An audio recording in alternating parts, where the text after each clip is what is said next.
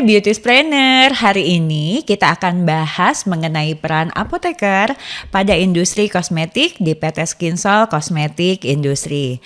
Bersama saya Rizky Ananda Musa dan juga di sini telah hadir R&D PT Skinsol Kosmetik Industri yaitu Bu Ivana. Halo. Hai. Halo Bu, apa kabar Bu? Baik, Mbak Ivana. Thank you loh sudah datang hari ini. Sama-sama Bu. Iya, Mbak Ivana kita ngobrol-ngobrol santai ya. Nah, Mbak Ivana bisa jelaskan nggak nih secara garis besar peranan apoteker sebagai pengawal kualitas serta keamanan kosmetik yang beredar di masyarakat, mulai dari bahan baku, proses produksi, hingga penggunaannya di masyarakat. Jadi sebenarnya peranan apoteker di industri kosmetik itu banyak ya Bu ya. Maksudnya bukan hanya pengawas tapi di bagian produksi, di bagian R&D dan di bagian penanggung jawab teknis. Tapi khusus untuk di bagian pengawal kualitas atau pengawas kualitas itu tuh disebut quality control. Kita ada bagian quality control yang mengawasi atau mengecek bahan baku dari mulai kedatangan bahan baku sampai produk itu jadi. Jadi itu tuh harus rilis oleh QC. Kalau misalkan gak rilis itu kita harus balik lagi ke produksi, misalkan harus balik lagi ke packing. Kalau misalkan packingnya nggak benar apa segala macam itu harus semua sesuai dengan rilis QC. Oh, jadi masing-masing bagian itu pasti ada QC-nya ya? Ada Bu. Oke.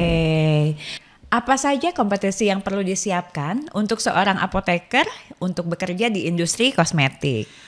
Jadi sebenarnya kalau misalkan kita kuliah di farmasi terus lanjut ke apoteker itu banyak banget Bu kompetensi yang sudah memang dibekali oleh universitas kepada mahasiswa-mahasiswinya gitu. Jadi mulai dari kayak meracik obat, misalkan meracik obat itu sama dengan kayak kita memformulasikan suatu produk di R&D misalnya gitu.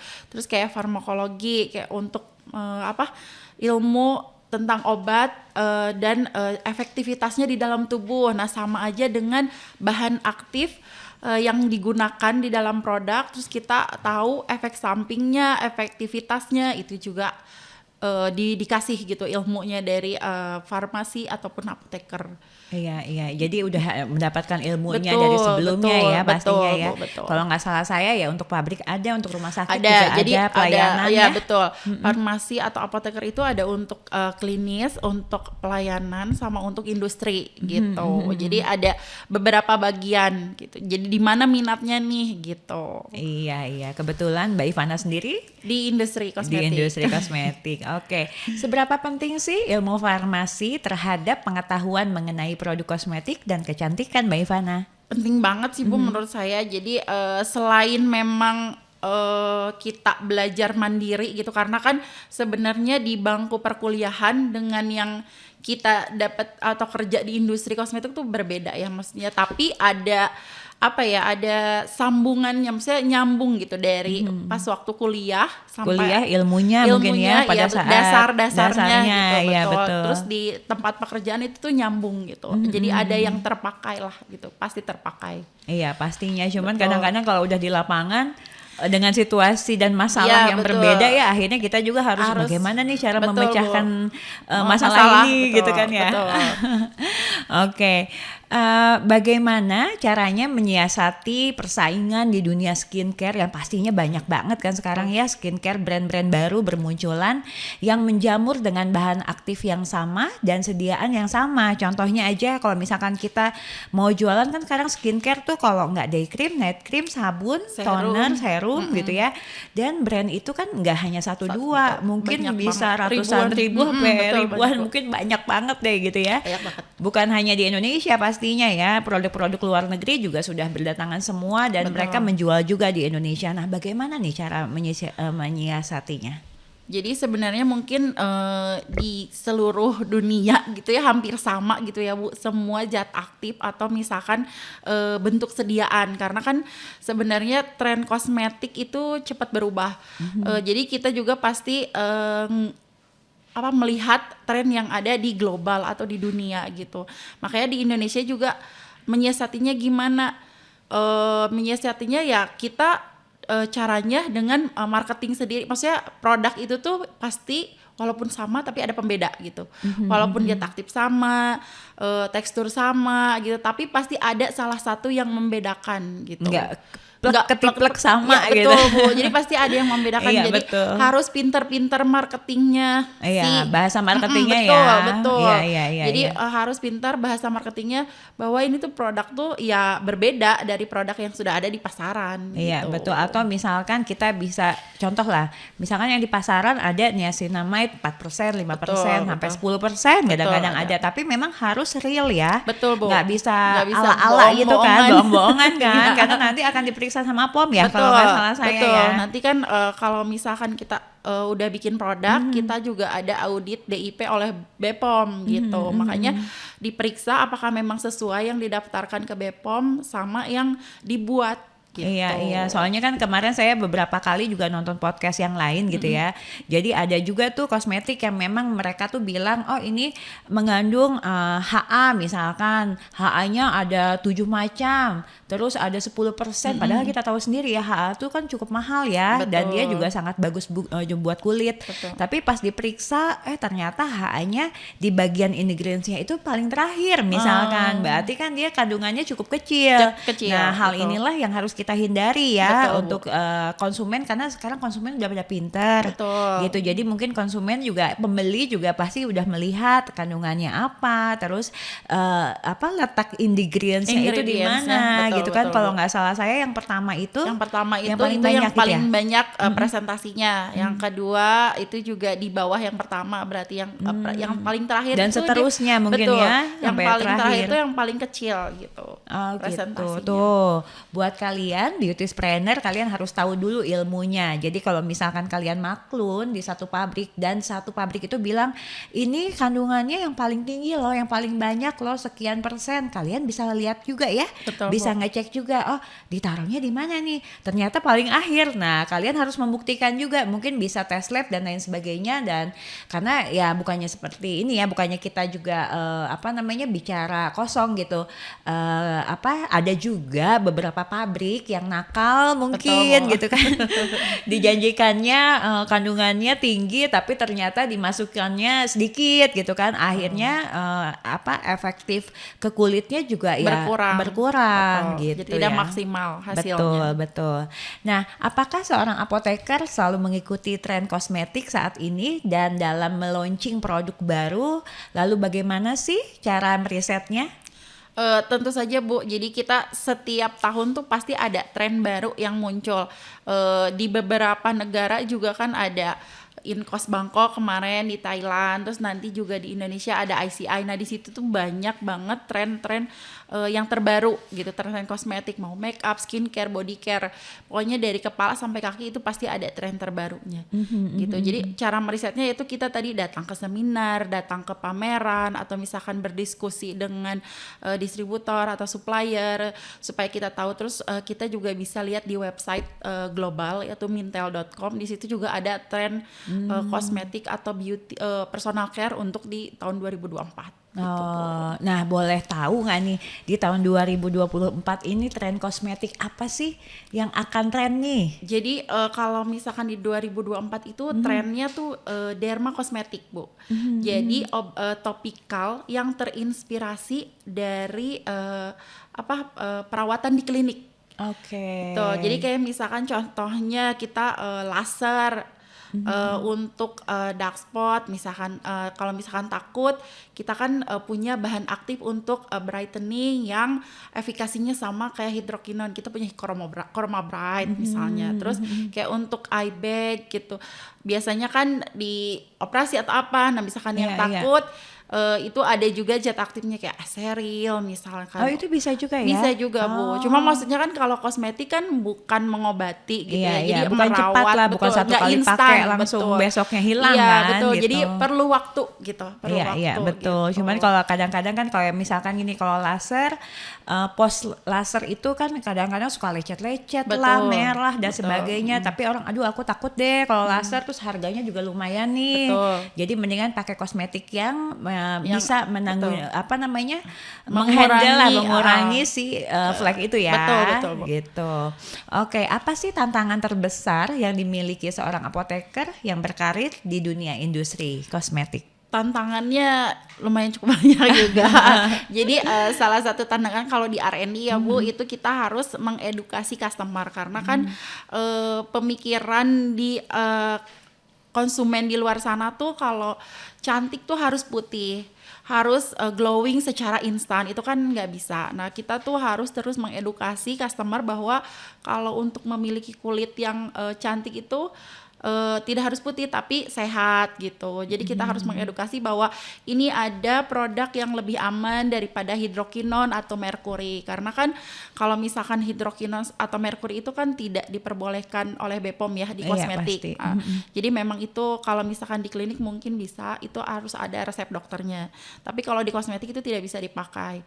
Tapi banyak banget konsumen yang pengen hasilnya cepat Kayak kayak instan. betul, Ya, Bu. kalau Jadi bisa nggak sekali bisa. oles besoknya Betul. langsung putih Sekarang gitu. tuh pengen 7 hari langsung putih, Bu. Iya, padahal kulit sawo matang gitu ya, itu juga, juga bagus loh bagus. karena menjadi ciri khas orang Indonesia Betul. gitu. Jadi kalau cantik nggak harus putih, yang penting kulitnya sehat. Misalkan Betul. nggak berjerawat gitu, Iya. misalkan nggak terlalu berminyak, jadi kayak dikontrol gitu misalkan. Jadi memang kosmetik ya itu merawat gitu. Iya, merawat bukan merubah ya Betul, artinya ya. Iya, betul. betul banget. Nah, apakah pada industri kosmetik terdapat istilah produk paten karena banyak banget nih yang nge-dupe produk ya. Misalkan ada customer, saya mau bawa deh produk yang dari luar lah, contohnya ya dari Korea, dari mana pengen dibikinin seperti ini. Nah, gimana tuh? Jadi kalau untuk produk paten jarang sih ya Bu, kecuali untuk bahan baku atau misalkan di industri farmasi mungkin ada. Jadi kalau misalkan bahan baku ada tuh yang dipatenkan, misalkan kayak Maxoril dulu kan dipakai sama L'Oreal gitu ya. Jadi nggak bisa dipakai nggak bisa dengan dipakai lain. oleh Oke. industri kosmetik yang lain karena Iya, kan iya. dipatenkan. Terus mereka juga kan ada perjanjian khusus dengan suppliernya, harus MOQ-nya besar, terus harus berapa lama itu Iya, perjanjiannya. Nah itu kita nggak bisa pakai, tapi karena patennya sudah habis, misalkan masa patennya 5 tahun, nah kita bisa pakai tuh bahan aktif yang dipakai yang lain yang dipakai sekarang bisa sama kita gitu. Oke, contohnya yang ini kali ya, SK2 juga Pitera. Iya, ya terus kan? Maxoril dulu kan dipakai L'Oreal untuk UV filter, sekarang udah bisa dipakai oleh seluruh industri kosmetik gitu. Oh gitu. Betul. Terus kalau untuk dupe sebenarnya boleh-boleh aja gitu, bisa misalkan customer bawa benchmark dari luar negeri atau misalkan dari Korea, dari mana mau yang sama seperti itu bisa, tapi mungkin nggak sama persis ya Bu. Iya, Untuk iya. tekstur bisa, aplikasi bisa, tapi maksudnya untuk bahan aktif kita akan menyesuaikan dengan bahan yang ada di kita gitu. Iya, karena banyak banget ya customer Betul. itu bawa produk, saya pengennya dibikinin seperti ini gitu kan. Cuman kita mungkin nggak bisa 100% sama, tapi minimal mendekati mungkin betul, seperti itu. Karena kan buat apa sih kalian bikin produk sampai jauh-jauh ke Korea, sampai ke Jepang atau ke luar negeri lainnya, kalau misalkan di Indonesia sendiri pun kalian bisa bikin sebetulnya yang pasti di PT Skinsol Cosmetic Industry. Betul. Sekalian promosi. Oke, bagaimana sih kriteria syarat pembuatan untuk mendupe satu produk? Jadi customer tinggal bawa benchmark atau acuan produknya ke PT Skinsol. Nanti tim R&D akan bantu untuk membuat produknya mungkin aplikasi atau teksturnya mirip gitu. Oke. Semudah itu sih Bu. Iya, makanya kalau misalnya aduh aku udah cocok deh sama si produk brand A gitu Betul. kan, dan aku mau masarin nih, gimana sih caranya? Kalian tinggal datang ke PT Skinsol Cosmetic Industry dan membawa contoh produknya ya. betul. Nanti kalian bisa berdiskusi bersama tim marketing kita, juga tim R&D dari PT Skinsol Cosmetic Industry. Nah Mbak Ivana, bagaimana cara menjamin bahwa tidak ada perubahan bahan-bahan yang digunakan bila nomor Badan POM hanya dilakukan sekali di awal produksi? Jadi memang kalau misalkan nomor notifikasi itu dia ada expirednya juga ya Bu, 2 tahun atau 3 tahun gitu ya. Iya. Untuk Jadi harus perpanjangan betul. ya. Iya. Jadi untuk awal kita daftarkan itu formula dan presentasinya pasti sama dengan yang akan dibuat. Karena kalau tidak sama, ketika ada audit BPOM itu kita produsen akan kena, PT SKI akan kena kalau misalkan merubah formula. Jadi dipastikan tidak akan ada perubahan formula apapun, baik bahan baku dan presentasinya. Jadi sesuai dengan yang didaftarkan ke BPOM gitu. Makanya suka awal-awal itu kita harus sampel dulu katanya. Betul, ya kan, karena dulu. misalkan customer datang nih ke pabrik PT Skin Solo Cosmetic Industry lalu mau membuat satu produk itu biasanya setelah diskusi nanti dari tim R&D akan memberikan sampel itu dicoba, setelah dicoba udah oke nih, approve nih dari segi harga, kualitas dan sebagainya sudah disetujui, baru tim R&D juga mendaftarkan ke Badan POM, tim R&D regulasi betul. ya. Jadi setelah approve dari customer, kita membuat prototype untuk distabilitas dan untuk didaftarkan ke BPOM, dibantu oleh tim regulasi. Oh gitu, ya. Tapi kalau misalkan sudah keluar Badan POM-nya, sudah jadi produknya, kalau misalkan ada perubahan, berarti harus ada perubahan. Harus didaftarkan ulang lagi, Bu. Daftar ulang lagi. Baik. Jadi kalian tuh kalau yang mau maklun tuh harus sudah fix. Betul, ya. Bu, Intinya sudah mencoba dulu, sudah oke nih kayaknya di pasaran bakal laku.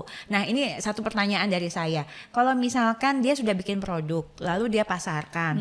Setelah dipasarkan, oh ternyata produk ini nggak cocok lah gitu kan untuk kulit Indonesia misalkan. Nah, mau merubahnya lagi artinya masih bisa ya, tapi dia harus merubah semuanya gitu ya. Betul. Jadi misalkan ketika customer ingin merubah suatu formula, ya bisa kita bantu untuk melakukan perubahan formula. Tapi dites lagi gitu sama customernya, setelah cocok baru kita daftarkan lagi. Jadi ngulang ya, ngulang lagi dari awal. Ya. Baik.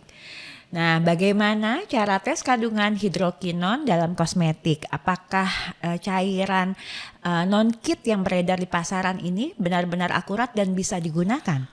Saya menyarankan sih harus langsung ke badan-badan yang memang sudah bersertifikasi gitu ya, Bu. Jadi kalau misalkan banyak cairan yang beredar di pasaran, bisa aja sih kita menguji, tapi itu belum tentu akurat kan, gitu. Betul. Makanya kenapa kita dari tim PT Skin Sol juga melakukan uji ke badan yang memang sudah bersertifikasi gitu. Jadi hasilnya memang benar-benar akurat. Iya, berapa persennya juga nanti Betul, keluar gitu iya, kan. Karena betul. kan yang saya tahu nih ada sih cairan itu kan. Nanti Ada, Bu, dia ada. datang atau misalkan dia bikin podcast juga gitu, nge-YouTube juga ya, tiba-tiba oh ini mengandung hidrokinon. Jadi sudah karena ada. berubah warnanya Iya. atau pakai ini katanya pakai apa? Pakai cincin, iya, emas. emas. Katanya gitu berubah warna ya, padahal memang si serpuhan Iya, emasnya aja emasnya, kali yang nempel. betul. Jadi memang ada beberapa yang kit tapi memang harus yang sudah bersertifikasi juga, Bu. Oh, gitu. tapi ada ya, Ada, itu ya. ada. Jadi Iya, misalkan kayak reagen-reagennya memang ada, tapi Oke. maksudnya apakah memang kita sendiri atau Sudah misalkan benar melakukannya betul belum, gitu. gitu ya. Kalaupun Iya, kita iya. beli reagennya, apakah kita sudah benar melakukannya? Terus, Iya. kemudian ketika reagennya ada di pasaran itu, reagennya juga benar-benar untuk mengetes hidrokinon atau enggak, kan takutnya Salah juga betul. ya, salah membeli artinya salah mengartikan juga Betul. nantinya hasilnya ya. Jadi lebih baik kalau kalian memang mau menguji itu bisa di salah satunya lah ya Skovindo mungkin Skovindo, kan. kita ada juga di Bogor tuh Saraswati, terus bisa ya. juga banyak sekarang universitas-universitas yang memang membuka untuk pengujian logam berat, Bu. Oke, biar kalian yakin aman nih Betul. pastinya ya. Oke nih, nggak terasa sudah hampir lebih dari 20 menit mungkin ya kita ngobrol Iya, ya. Mungkin segitu dulu chit-chat hari ini. Terima kasih banyak Ibu Ivana sudah meluangkan waktunya hari ini. Sama-sama, Bu. Semoga Iya. bermanfaat. Iya, semoga bermanfaat untuk beauty planner semua yang ada di rumah. Saya Rizky Ananda Musa pamit, sampai ketemu di podcast selanjutnya. Bye.